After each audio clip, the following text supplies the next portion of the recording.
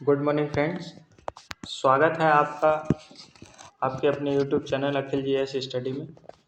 ये हमारे 5 minute show की श्रृंखला चल रही है जिसमें हम पॉलिटी के महत्वपूर्ण अनुच्छेद देख रहे हैं।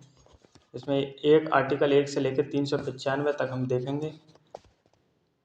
कल हमारा पहला दिन था, आज ये आर्टिकल की दूसरी क्लास है। कल हमने देखा था, कल वाली क्लास का हम थोड़ा सा रिवीजन कर लेते हैं एक बार।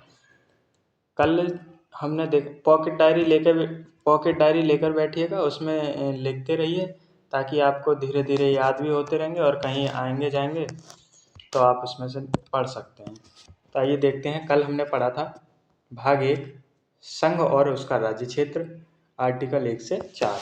अब हम चारों आर्टिकल देख लेते हैं।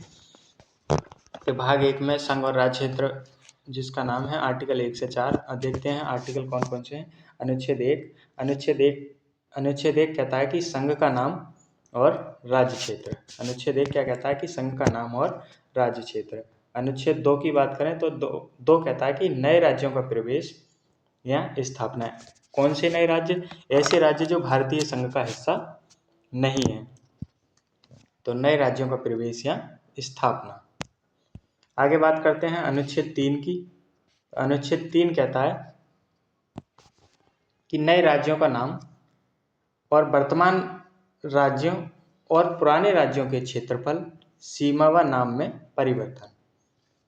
यानी ऐसे राज्य जो भारतीय संघ का हिस्सा हैं उनके राज्यों, हम उसमें नया राज्य, किसी राज्य को काट करके नया राज्य बना सकते हैं या पुराने राज्यों के क्षेत्रफल, सीमा या नाम में हम परिवर्तन कर सकते हैं।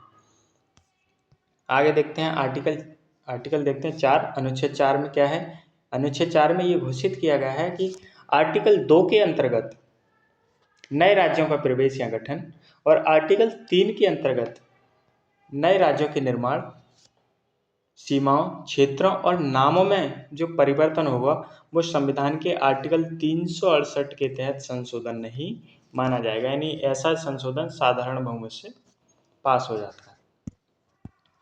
भाग 2। अब देखते हैं आज हमें क्या पढ़ना है। आज हमें पढ़ना है भाग 2 के आर्टिकल। भाग 2 क्या है? भाग 2 में दे रखा है नागरिकता।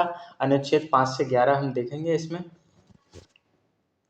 अब देखते हैं, आइए अनुच्छेद 5 क्या कहता है। अनुच्छेद 5 कहता है कि संविधान के आरंभ में नागरिकता। संविधान के आरंभ में नागरिकता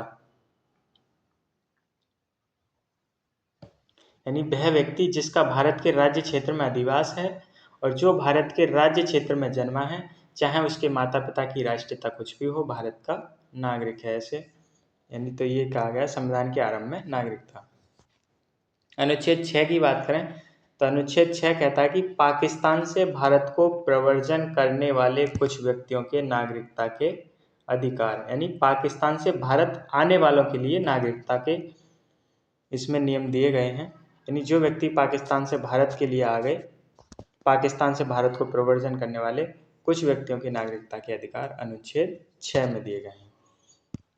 आगे देखते हैं अनुच्छेद 7 क्या कहता है। अनुच्छेद 7 कहता है कि पाकिस्तान को प्रव्रजन करने वाले कुछ व्यक्तियों के नागरिकता के अधिकार। यानी जो व्यक्ति पहले तो भारत में थे, लेकिन भारत से पाकिस्तान को चले गए और पाकिस्तान से पुनः भारत वापस आ गए, उनके नागरिकता के अधिकार किस में दिए गए हैं? अनुच्छेद 7 में दिए गए। यानी पाकिस्तान को प्रव्रजन करने वाले कुछ व्यक्तियों की नागरिकता के अधिकार। यानी पहले पाकिस्तान चले गए और फिर वहां जाने के बाद पुनः भारत में आ गए।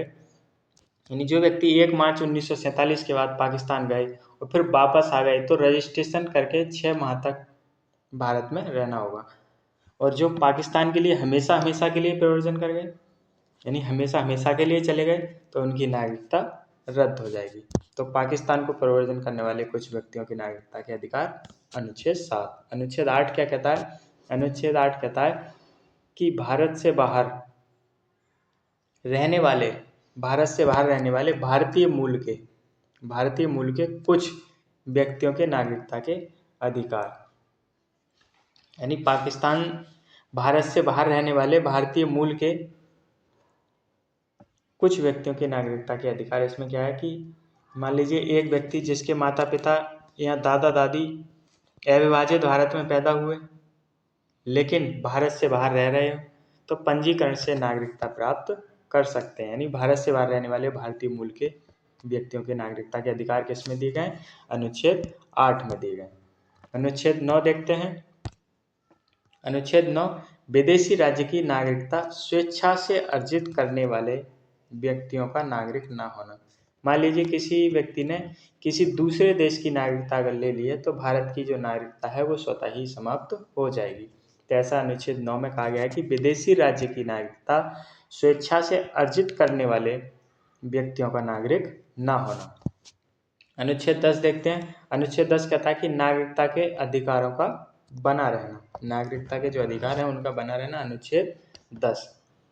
अनुच्छेद 11 की हम बात करते हैं। तो अनुच्छेद 11 कहता है कि संसद द्वारा नागरिकता के अधिकार का विधि द्वारा, अनुच्छेद द्वारा कहता है कि संसद द्वारा नागरिकता के अधिकारों का विधि द्वारा विनिमय किया जाना।